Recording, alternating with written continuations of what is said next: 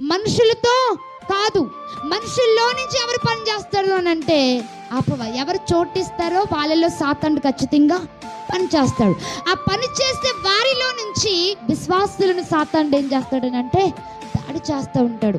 ఎవరి ద్వారా ఎప్పుడు మన మీదకి ఆపద వస్తుందో తెలీదు, ఏ మనుషుల్లో నుంచి ఆపద వస్తుందో తెలీదు, ఏ వ్యక్తుల్లో నుంచి బాధలు వస్తాయో తెలీదు, ఏ వ్యక్తులు మనకి శ్రమకు కారకులు అవుతారో తెలీదు, ఏ వ్యక్తులు మన బాధలకు కారకులు అవుతారో తెలీదు, ఏ వ్యక్తుల ద్వారా మనం హింసింపబడతామో తెలీదు, ఏ వ్యక్తుల ద్వారా మనుషుల్లో నుంచి సాతానుడు కూడా, దేవుడు మనుషుల్లో నుంచే పని చేస్తాడు, సాతానుడు కూడా మనుషుల్లో నుంచే పని చేస్తాడు. కాబట్టి ఏ వ్యక్తుల ద్వారా అయితే కొందరి జీవితంలో, భర్తల జీవితంలో భార్యలే ముళ్ళైపోతారు.